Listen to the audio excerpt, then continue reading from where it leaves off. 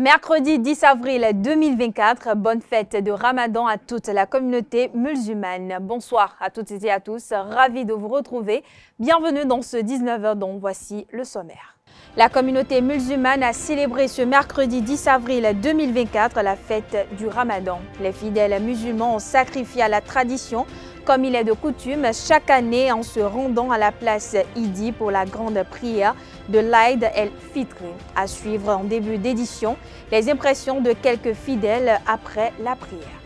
Le chef de l'État, Patrice Talon, a reçu hier mardi en audience deux délégations des partis Mouel Bénin et la Renaissance nationale RN. C'était ce mardi 9 avril 2024 au Palais de la Marina. Plusieurs sujets ont été abordés, on en parle dans ce journal. Les étudiants à l'université d'Abomey-Calavi ont été sensibilisés ce mardi sur plusieurs thématiques. La franchise universitaire, la protection des biens publics et la prévention des conflits étaient au cœur des débats. Edouard Chiakpe, docteur et enseignant en droit, a entretenu les participants sur deux des sujets. À suivre dans ce 19h, la substance de leurs échanges.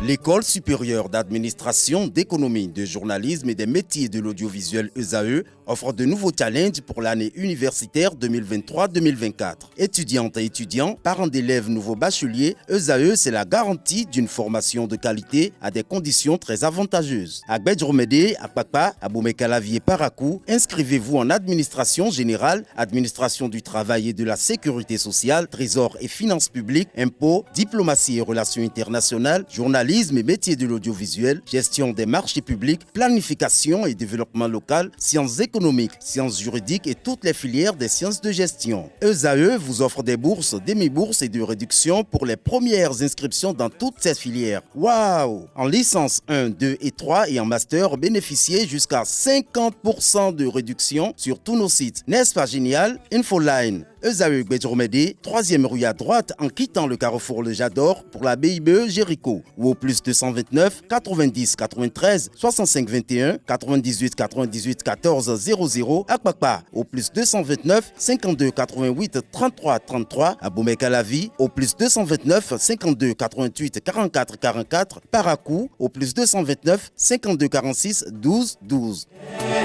ESAE, l'excellence à un nom.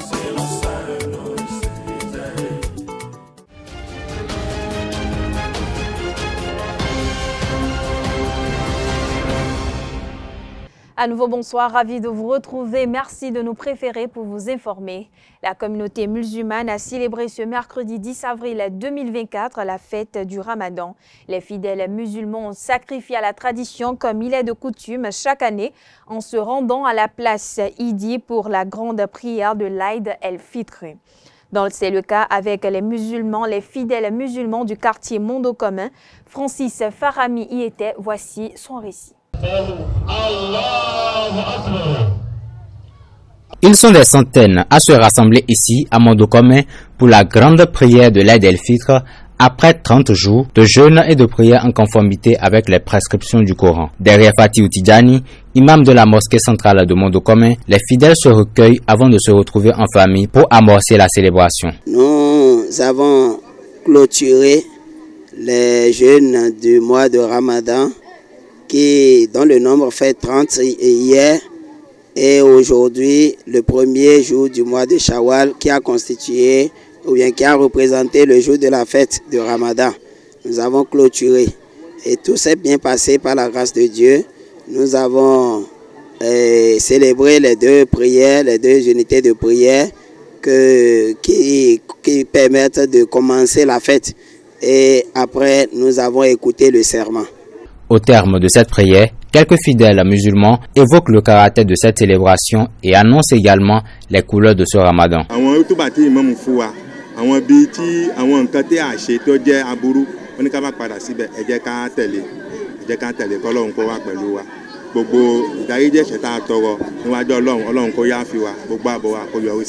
voit que tout le monde est en joie, nous sommes en fête. La fête ici, c'est pour la reconnaissance à Dieu pour le bien qu'il nous a fait.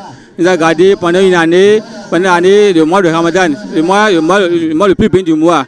On le rend grâce, on le loue, on lui accorde toute la grâce qu'il faut.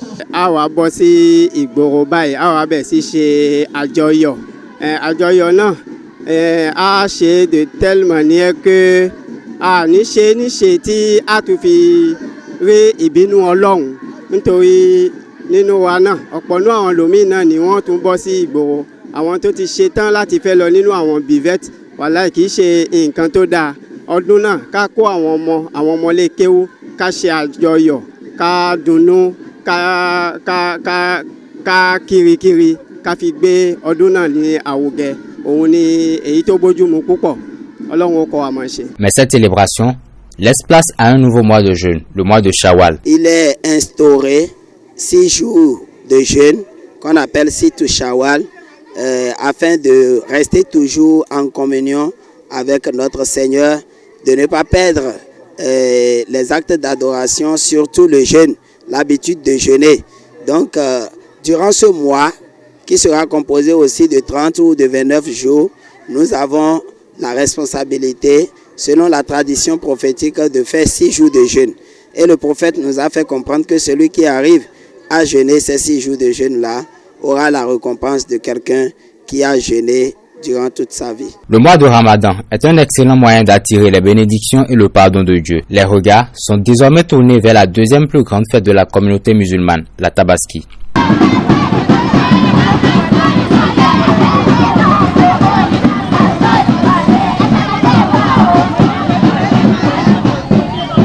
Après la prière consacrée à la fin du jeûne, les fidèles musulmans se sont prononcés sur les vertus du pardon et de paix que doivent cultiver chaque croyant. Nos reporters se sont dirigés cette fois-ci du côté de l'école primaire Finafa d'Abomey-Calavi. Ils s'expriment au micro de Quentin Amoussou. Le mois de Ramadan, c'est un mois de pénitence, mais c'est un mois aussi de miséricorde, un mois de pardon, un mois de rachat. Et vous avez suivi le sermon de l'imam qui a évoqué un certain nombre de vertus. Vertus de pardon, vertus de paix, vertus de piété, vertus de charité, vertus d'unité nationale, de pardon et de tolérance réciproque. Notre pays, en ce jour où la communauté musulmane célèbre la fin du mois de Ramadan, est un pays béni, car nous avons réussi ensemble à appliquer ce 4e pilier de l'islam dans la paix, dans la miséricorde, dans l'entente, dans la stabilité et dans la fraternité. Durant ce mois, on a observé certaines lois, certaines rigueurs. On s'est donné des rigueurs pour nous et pour l'islam.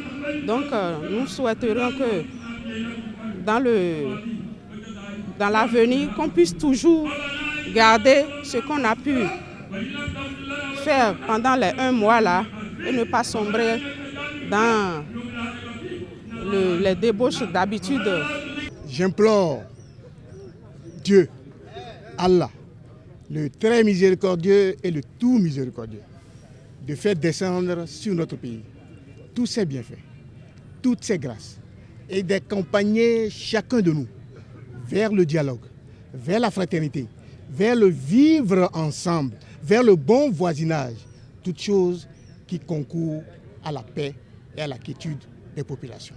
La fête se poursuit dans l'allégresse, la joie pour tous les Béninois, les fidèles, y compris les non-fidèles, parce qu'il s'agit du Bénin, il s'agit de tout le peuple du Bénin. Toujours dans le même registre, pendant le mois de jeûne musulman, plusieurs fidèles ont vécu le mois mais n'ont pas pu jeûner pour plusieurs raisons. À cet effet, le Coran a prévu multiples moyens pour rattraper ces moments. L'imam de la mosquée centrale de Calavi, le docteur Harouna Abdoulaye, nous en parle. Il s'exprime au micro de Aneldo. Quiconque a vécu le mois, il n'a qu'à jeûner. Mais quiconque d'entre vous serait malade ou serait en voyage, alors il ne pourra pas jeûner avec la maladie. Le voyage a été peinant, il ne pourra pas jeûner avec le voyage. alors qu'il délaisse les jours dans lesquels il est tombé malade, il est tombé indisposé, et aussi les jours dans lesquels il a voyagé. Un voyage compliqué, difficile, il n'a pas pu tenir le jeûne avec, il délaisse le jeûne en cette période-là, mais après le Ramadan, il n'a qu'à bien compter les jours qu'il a délaissés. Après le Ramadan, alors il a tout le temps pour pouvoir rattraper le nombre de jours qu'il avait raté.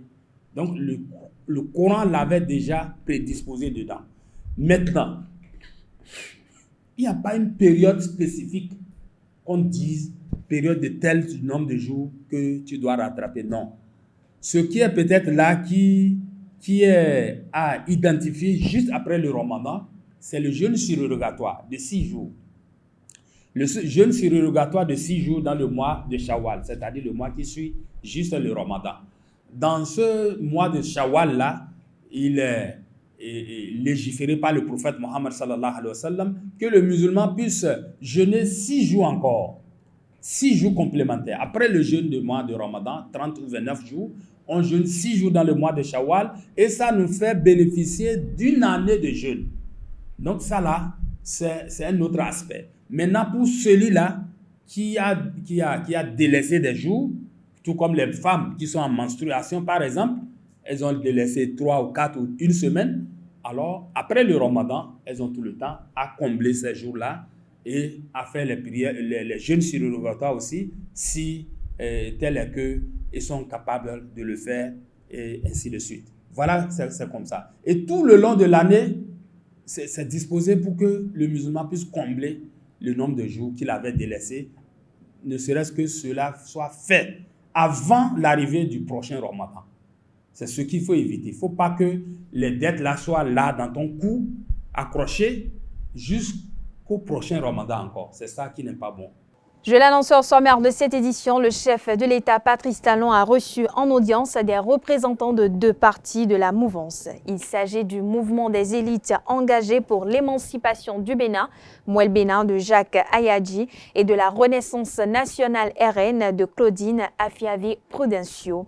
C'était ce mardi 9 avril 2024 au Palais de la Marina. Au cœur des échanges, la coordination de l'action gouvernementale au sein de la majorité présidentielle, le bien fondé du code électoral, nouvellement voté par les députés. Sous un autre angle, Patrice Talon a échangé avec les délégations des partis sur le rapport avec les autres formations politiques de la majorité présidentielle ainsi que de la préparation des échéances électorales à venir. Au terme des échanges, les représentants des 2 partis ont exprimé leur satisfaction et réaffirmé le soutien de leur parti aux actions du gouvernement pour l'atteinte des objectifs des réformes pour le bonheur renforcé du peuple béninois. Cette édition se poursuit. Les franchises universitaires, la protection des biens publics et la prévention des conflits sont les thématiques abordées lors de la 2e et dernière journée de la sensibilisation des étudiants à l'université d'Abomey-Calavi ce mardi. Le Centre des œuvres universitaires et sociales d'Abomey-Calavi, COUS-AC, a dépêché à cet effet un ancien responsable étudiant, aujourd'hui enseignant de droit, Dr Edouard Chiakpe, pour entretenir les participants sur 2 des sujets. Ce dernier expose le contenu de sa communication au micro de Setonde Larios Adjagbenon. Au-delà des parchemins qu'ils auront ici, qui leur seront décernés, il va bien falloir qu'ils se préparent à la vie. Et être un bon citoyen, c'est également qu'il faut maîtriser les règles qui organisent le vivre ensemble.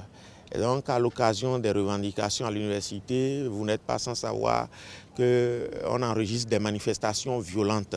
Il est donc de bon ton, il est d'une impérieuse nécessité que les autorités en charge de l'enseignement supérieur, le ministère de l'enseignement supérieur et de la recherche scientifique, puissent organiser à l'attention des étudiants en général et particulièrement ceux d'entre eux qui sont en charge de leur gestion des formations relatives aux franchises universitaires, qui est une thématique qu'ils exploitent, convoquent dans leur raisonnement pour donc faire des manifestations violentes. Et quand on parle de franchise universitaire, évidemment, il y a un lien que cela entretient avec les biens publics, parce que justement, les biens publics sont ceux-là qui appartiennent à une personne publique et qui sont affectés à une utilité publique. Dans le cadre des universités, nous avons les bâtiments, donc les amphithéâtres, nous avons le matériel roulant. Il y a également la voie inter-État qui passe devant l'université d'Abomey-Calavi, sur laquelle les étudiants vont parfois débrayer et se permettent donc de brûler des pneumatiques et endommagent la voie publique. Donc il était important de leur expliquer combien de fois il est important qu'ils respectent le bien public et les biens publics et qu'ils les protègent. Et cela a été également l'occasion pour nous de leur rappeler que c'est des obligations qui leur sont imposées par la Constitution béninoise du 11 décembre 1990. Au passage, on leur a rappelé l'article 23, l'article 37 également. Il s'en est suivi quelques questions d'éclaircissement et ça a été donc l'occasion pour nous-mêmes de repréciser un certain nombre de thématiques. Et particulièrement, ils ont voulu savoir ce pourquoi ils ne doivent en aucun cas donc débrayer de façon violente dans les enceintes universitaires en convoquant la déclaration de Kampala. Et nous nous sommes rendus compte que ce n'est pas méconnaissance, ignorance des dispositions de la déclaration de Kampala qu'ils s'adonnent à ces actes violents-là. Donc on leur a bien expliqué que c'est la même déclaration qui, en son article 14, alinéa 1er, a interdit à l'État de déployer dans les enceintes universitaires des forces militaires, paramilitaires ou toute autre force semblable pour y faire régner la paix.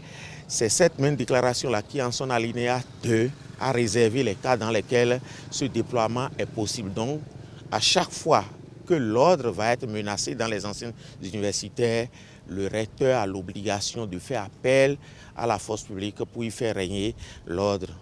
Restons toujours avec Dr Edouard Tchiakpé qui, à présent, exhorte les étudiants à aller à la table de négociation au lieu de faire des mouvements d'humeur pour revendiquer leurs droits. Suivez ces recommandations.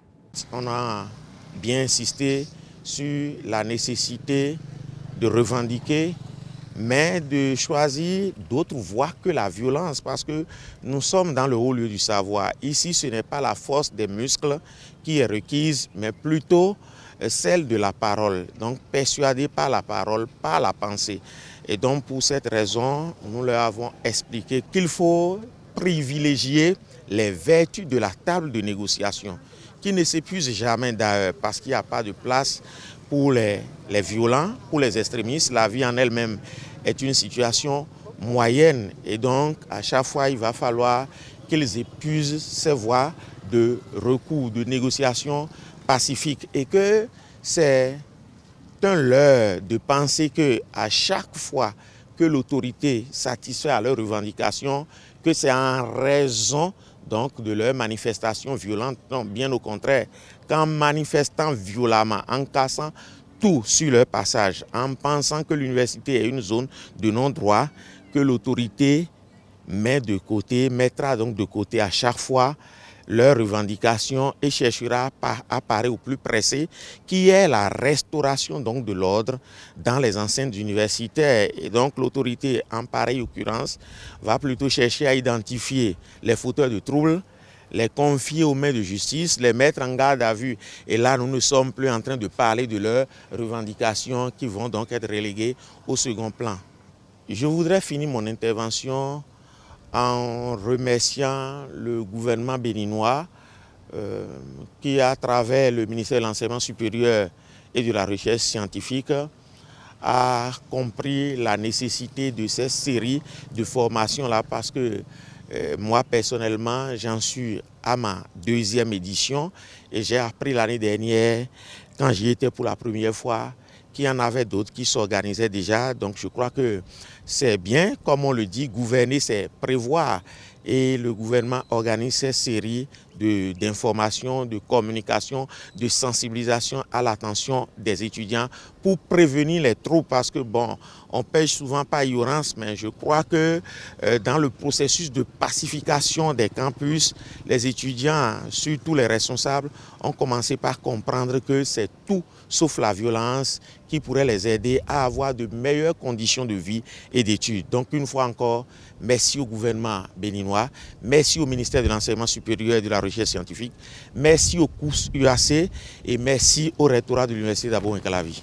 Et puis hors de nos frontières au Sénégal, des activistes des droits des femmes du Sénégal ont lancé hier mardi 9 avril 2024 une pétition contre la faible représentativité de la gente féminine dans le premier gouvernement de Ousmane Sonko. Pour son premier gouvernement, le Premier ministre sénégalais a formé vendredi 5 avril dernier une équipe de 25 ministres, dont 4 femmes. Les activistes féministes ont estimé que les 4 places attribuées aux femmes sont insuffisantes dans un gouvernement de 25 personnes. Selon les féministes, l'objectif de cette pétition est de faire pression sur le gouvernement pour qu'il revoie sa politique en matière de représentativité des femmes et de la reconnaissance de leurs droits.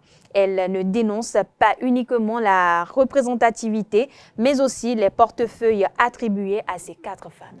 Voilà, chers internautes, ainsi prend fin cette édition. Merci de l'avoir suivi. Merci de votre fidélité. Belle suite de programmes en compagnie de EZAE.